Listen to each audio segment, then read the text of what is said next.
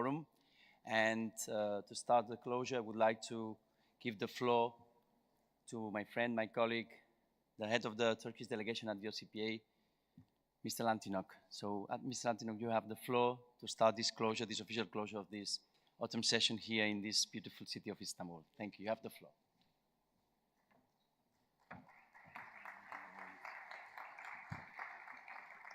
Thank you very much, Mr. President.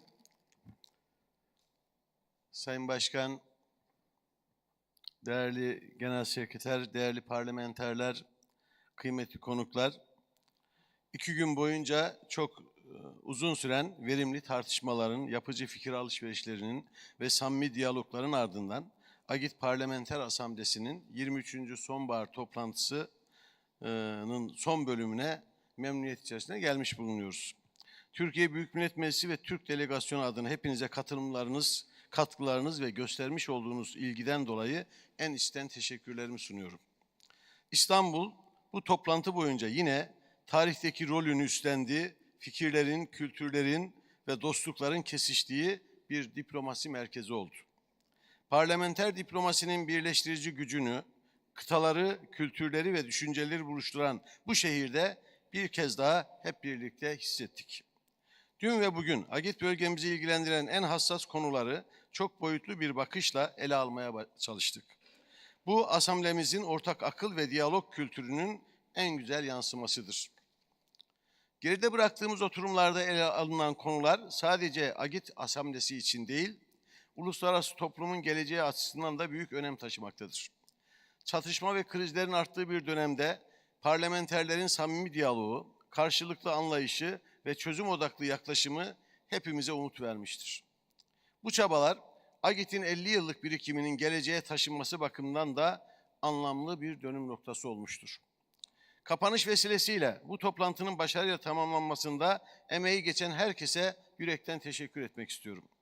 Her şeyden önce hazırlık sürecinin en başından itibaren özveriyle çalışan ve bu toplantının düzenli, etkin ve içerik bakımından zengin bir şekilde gerçekleşmesi için yoğun çaba sarf eden Agitpa Uluslararası Sekreteryası'na teşekkür ediyorum. Başkanımız Perejon Pons'un vizyonu ve liderliği için, Genel Sekreter Roberto Montella'ya ise sürece olan yönlendirici katkıları ve yakın işbirliği için ayrıca teşekkür ediyorum. Özellikle ev sahibi olarak tüm yükü omuzlayan Türkiye Büyük Millet Meclisi Dış İlişkiler ve Protokol Başkanlığımıza özel bir teşekkür borçluyuz. Agitpa'da Türk Sekreteryamız tüm ayrıntıları tek tek düşünerek canla başla çalıştı. Aylarca süren hazırlıklar boyunca gösterdikleri titizlik, uyum ve çözüm odaklı yaklaşımları sayesinde bugün burada böylesine düzenli ve iyi bir organizasyonu gerçekleştirmiş olduk. Kendilerine içtenlikle teşekkür ediyorum. Toplantılarımızın her aşamasında kusursuz işlemesini sağlayan teknik ekibe ayrıca müteşekkirim. Ses, görüntü, kayıt ve bağlantı sistemlerini titizlikle yöneten ekip arkadaşlarımız programın en yoğun anlarında dahi büyük bir profesyonellik gösterdiler. Aynı şekilde toplantı salonlarını özenle hazırlayan otel personeline de teşekkürlerimi belirtmek istiyorum. Kendileri bu toplantının misafirlerimiz tarafından konforlu ve verimli bir şekilde deneyimlenmesi için büyük emek ortaya koydular. Bu kadar anlattıktan sonra da bu emeği geçen bütün arkadaşlarımız için bir alkış istiyorum.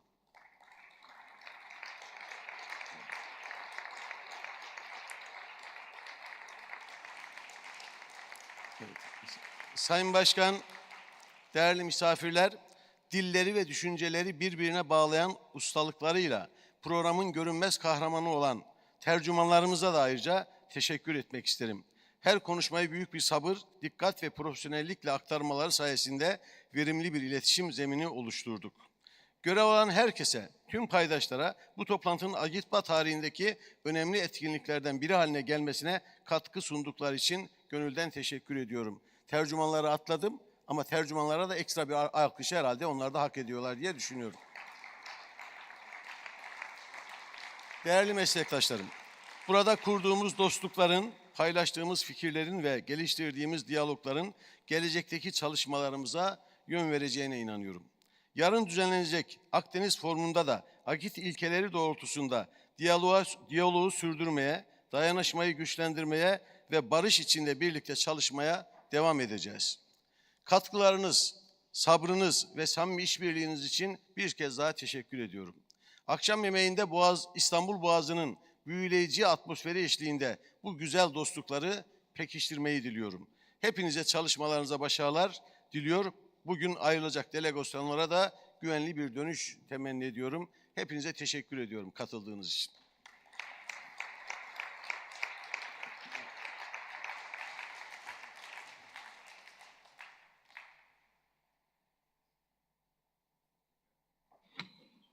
Thank you very much, dear Selanin. Thank you very much to the whole delegation of Turkey. And now I would like to give the floor to the Secretary General of the Parliamentary Assembly, Caro Roberto Montella. You have the floor.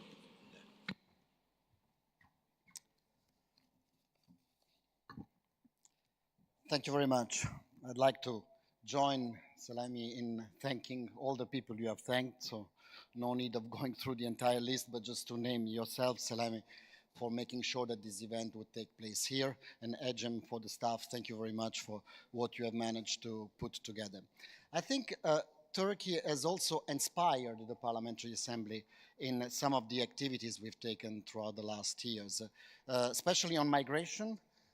Turkey invited a delegation of the OSCE Parliamentary Assembly in 2012 to see how they would deal with 4 million refugees from Syria.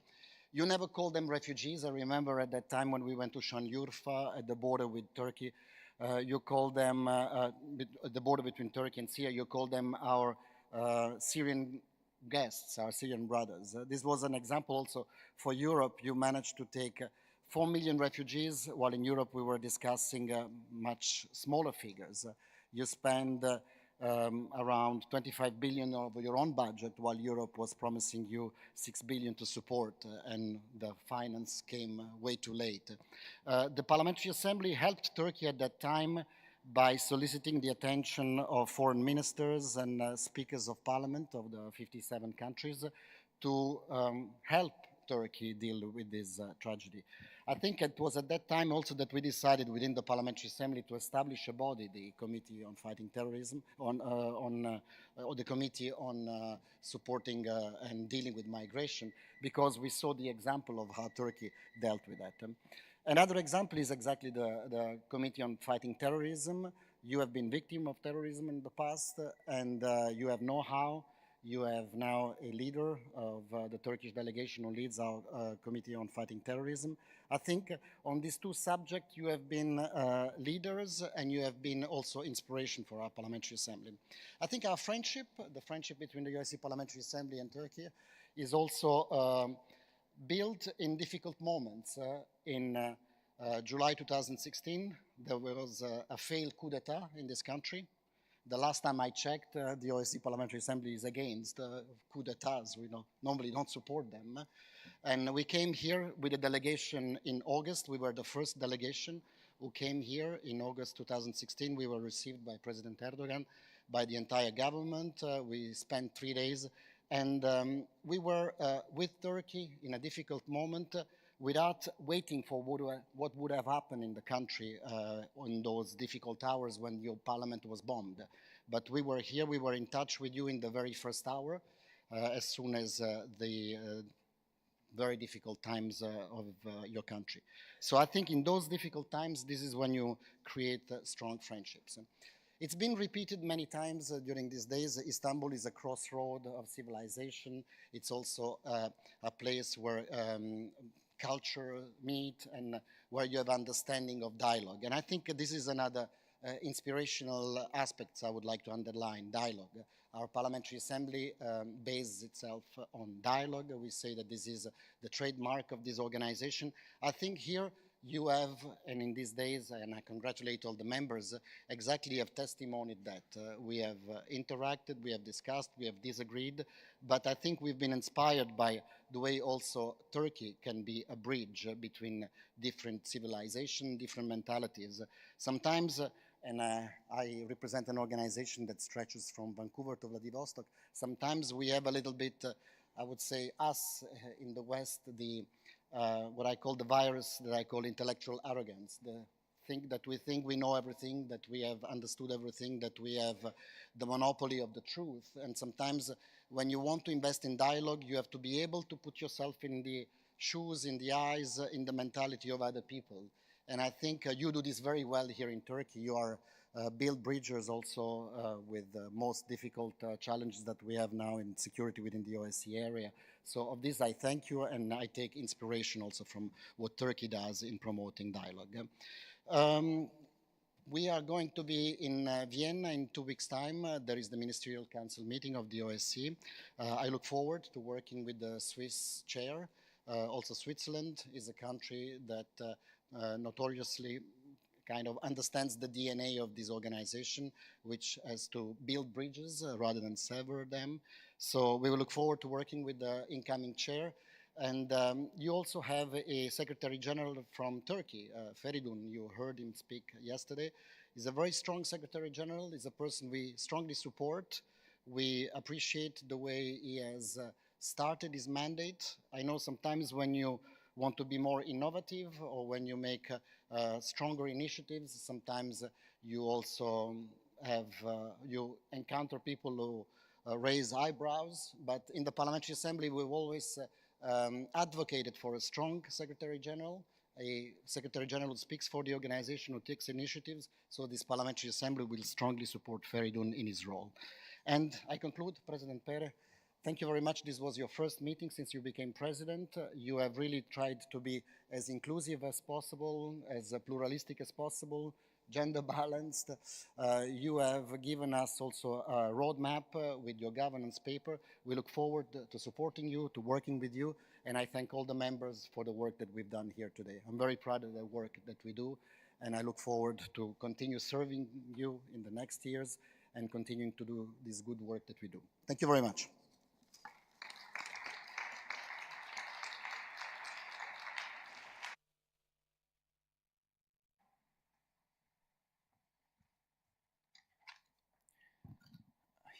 So thank you, Roberto, and thank you, dear Selan. And I'm gonna try to be brief, and I want to try to speak also in my language, in Spanish also for a while. But I will start saying thank you to all the organizations, saying thank you to the translators, saying thank you to the whole staff who organize it, and also, of course, to the International Secretariat. So without all of you, it would not be possible to be here. So this is the first thing that I would like to say. The second thing that I would like to say is that I would like to apologize because in most of the time I was not present because I was with most of you having meetings, discussing. So I know that this is something that sometimes is a little bit lacking, that the president has to be in bilateral meetings, but I try to follow some of the outcomes and the discussions. And by this reason, I would like to thank you all for the interventions, for the notes, for the comments, and I would like to do some short comments on the outcomes, and I would like to quote one of the last panelists who was chairing, the professor Atsapar. I don't know if I'm pronouncing very well, but she said basically that we have to think big. We have to think big as organization, and to think big, after these 3-4 days, I would like to underline two ideas, basically. If we want to be big, we have to be a real platform for dialogue. We have to be a platform for dialogue. And I think this exercise here in Istanbul was an excellent exercise for dialogue. And the second thing that, of course, was raised in one of the bilateral meetings, because I also would like to share, to disclose, someone told me, yes, platform of dialogue, but the capacity to act. Capacity to act. This would be my second point. And the third point, which is the bad news, is funding capacity. So having also an operationality means having funding capacity. I will not underscore and I will not unveil the names, but I would like to thank you. Some countries that already said that they're going to make some extra budgetary contributions for the next years to be able to do the third pillar, which is being able to observe, and to observe. And with this idea of the capacity to act, I would like to say that I think that we have to be happy and we have to be glad. I listened to the colleague of Luxembourg mentioning children in Ukraine, and I think we have to be glad, we have to be happy that we were able to join the International Coalition for the Return of Ukrainian Children. I think this is very important that we adopted this during this assembly here in Istanbul. And I would like also to underscore and underline another point, that we have a very interesting seminar on Sunday afternoon on Ukraine, on the situation on Ukraine after the war. And I would like to say two things. It was really painful.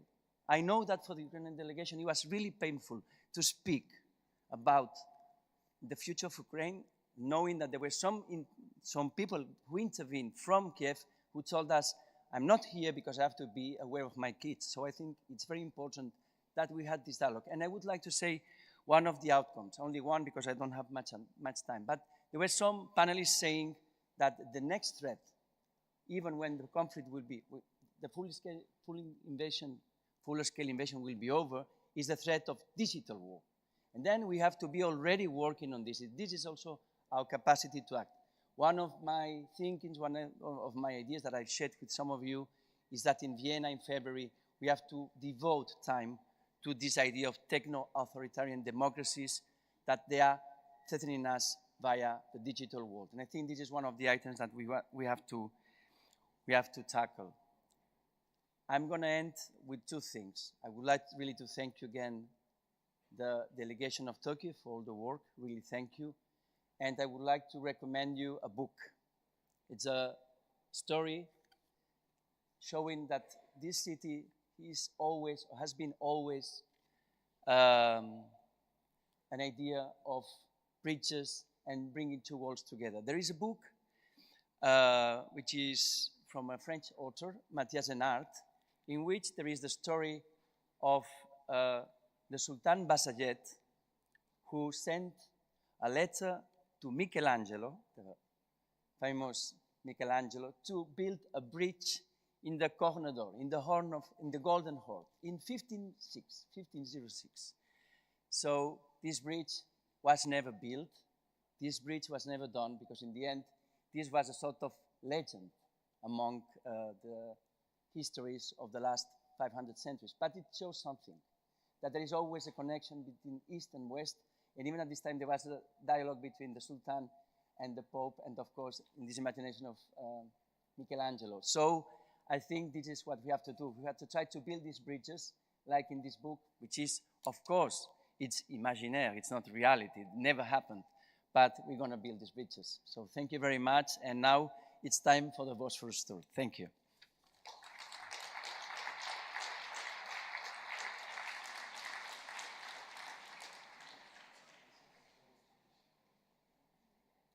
So I have to close the session, okay? The session is closed.